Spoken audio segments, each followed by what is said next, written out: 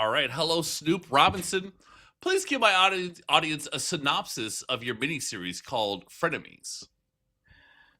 How you doing, first of all, Michael? I appreciate you having me on your show. And before I gave you that synopsis, I wanted to make sure I thank you for allowing me to be on your show to talk about Frenemies. Frenemies is what it says. It's about friends that are enemies. This particular project though deals with a boutique designer that has some past that basically catches up with him, and the issue is with his past, the people around him gets hurt. They just happen to be in the way. It's kind of like random fire. You just never know where that those bullets are going to go, and then you just happen to be there at being at the wrong place at the wrong time. And this is kind of what, in a nutshell, what Frenemies is about. Beautiful. And please elaborate on the title choice. Why did you want to call this show Frenemies? So, the reason why I call it Frenemies is because it goes back to when I started doing a theatrical stage play. So, initially, it was a theatrical stage play before we brought it to film. And during the time that I created it, there was things in my life as a whole there were people around me, from family to friends to associates and things of that nature, and I really wanted to get stuff off my chest. And sometimes therapeutic things like this is therapeutic. This is my counselor, or my priest, my preacher, whatever you believe in. That's who that was for me. That's what that was for me at that moment. Just getting it out. And no, the play and the film does not have anything to do with the people that I knew that I was going through with. I did not want to do that, but I did. I did. It did get it off my chest, and showing how the ones that are around you become more dangerous than you think when you have them around in your circle. All right. And how do you describe the vibe of the show? Um, the vibe of Frenemies is more of a urban boutique that's high profile, I would say. Um, we had a lot of professionals. We wanted to make sure that the production had a professional vibe. From the clothing is top notch. It was most of the clothing. The was sponsored by the boutique, which was Pink Lucy's, and then we wanted to make sure when you walk into a facility and everybody just not dressed any kind of way. We made sure that the women that worked there were in all black, but more of that presentation type all black attire. So I would say the biggest thing is the whole element of the design was a big piece of this. Okay. And please tell my audience a bit more about your key cast members. So we did an audition. We did an open call casting, and when I tell you, we had probably about 150 people that showed up, Wow. which was crazy. But we were very excited because that gave us a lot of people to look over, which really gave us too many people to look at. Because when you're doing these big casting calls, and we call them cattle calls, when you're doing those type of things, you could either be far left or far right with what you get. And we had a lot of positive people, a lot of great talent that came through from the Dallas Metroplex. We just ended up going with these few that came in. Matter of fact, the lead, Alexandria Warfield, that played Tracy, she was in the theatrical stage play initially, and when she came back, she actually came and auditioned, and she killed it. Because that was one of the things we wanted to make sure. We had a different vibe for the film, and no matter how talented you are, sometimes seeing a person in a different light and different element can be a change. And when she came, she sold us again.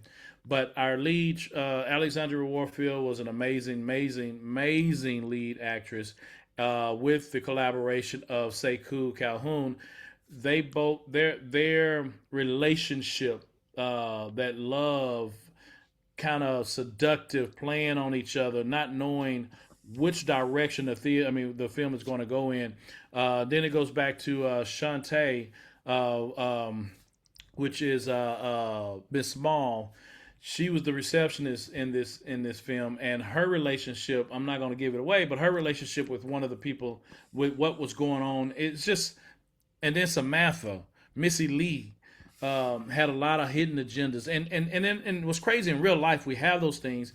You know, you have those that want to be a part of your production or a part of your circle, and their agenda is to get your connections or to mess up your life. You never know what that agenda is, and I think with this project, it kind of showed how you have to be conscious of who you kind of connect yourself with and who's around in your circle. And how important is the sexual tension to this? I think it's very did I say it's very important? And the reason I say that is because you can't judge a book by its cover.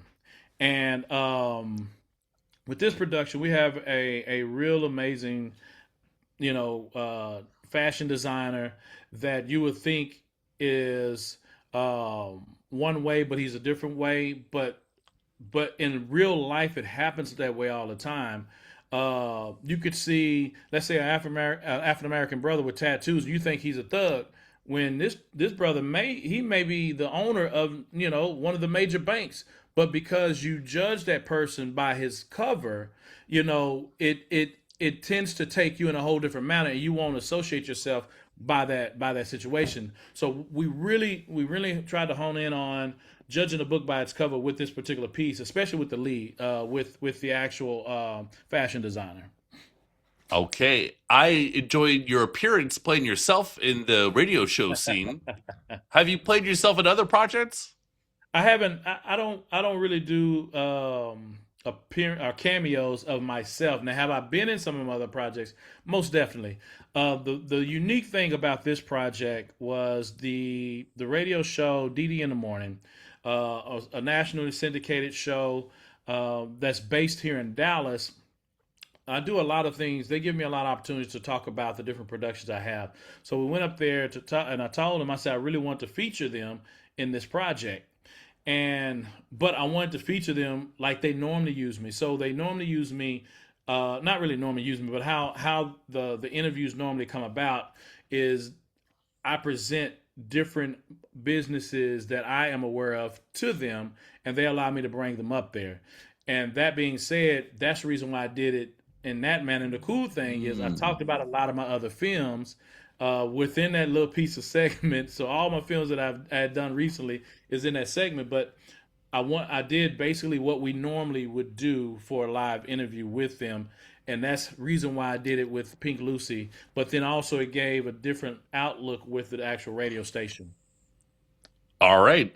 What do you think is the best scene? The ending. There you go. I would say the ending is the best scene. So you would have to watch the whole. Now don't go to episode 3. I got to see what the ending is. Go through episodes 1, 2, and 3. But to get to 3, the third, I mean the ending of the episode, you really need to watch them all. But I would say probably that would be my best scene. I would say there are some innuendos that are in this film that will catch you off guard, will piss some people off with different things that happen. But it's more so to set up for other episodes. Also, keep folks aware. We have an interracial relationship in this particular piece, and sometimes things are said that may be okay, that may not be okay, and I think that's part of life. And what we wanted to do is present life in this actual project. I'm a big Tubi guy. Are you excited to Okay. have your work featured by this streamer? I'm excited. Tubi is a major streaming platform. It being an AVOD system gives us the opportunity to generate revenue via advertisers that advertise within. I'm very excited about being on their platform, but there are some others that we are planning on going on as well. There are some TVOD systems as well as SVODs. SVODs being subscription based, TVODs being transactional, and then AVOD being advertisement videos on demand. which SVI would be like a Netflix. We'd love to present this to Netflix or Peacock, and I'm not saying we're not, because of the our actual partner, executive partner in this film is one. Swirl Films, and also my business partner Kelvin Gorman, KG. Swirl Films has a lot of different relationships with linear outlets as well as streaming outlets, but usually we start with Tubi, and then we branch out to these other platforms. But yes, it's an amazing platform to be on. Lovely. If people enjoy Frenemies, what should they watch by next by you? If you enjoy Frenemies, definitely go and watch My Brother's Wife. Another one is Do It for the Gram. And what's cool is we did two projects recently that were 100% improv. All we had was an outline, and we went the outline. And I wanted to do this because a lot of talent don't know how to improv. They get a script, and if you forget a line, I don't remember what I said. If you know where you are in that scene, a lot of times if you keep going, sometimes you'll make something even better than what it was. So we had one that was technically a spoof on what they call Tubi movies, where people show a lot of mess ups, bad wigs, so on and so on. And the title will say it for itself. It's another merry, deranged, wholly unhinged Christmas affair. Was the first one, and then the second one we did was more of a thriller that was 100% improv. And this one wasn't comedy. The first one was comedy, a Christmas comedy, and this one was a thriller, which was called Deranged Lover. And we've gotten a lot of vibe off of that, and that was 100% improv. So that was a really cool thing that we did. Okay, well, Snoop, thanks so much for your time. Is there anything else you'd like to say about this project before I let you go? Now, I would just say, just thank you for having me on your show, and those that haven't seen it, go out and see it. Once you see it, tell a friend. Tell that friend to tell a friend, and tell that friend to tell. I mean, I could go on and on and on. Just keep it infinity. Share, share, share. Because at the end of the day, this is how our us as filmmakers generate our revenue to be able to do more content to present it to people like your viewers, and to be able to actually be able to do more things of this nature. So if you want to follow me, you can go to snooprobinson.com. All of my platforms, I'm Snoop Robinson. I appreciate your time. Thank you so much. Thank you.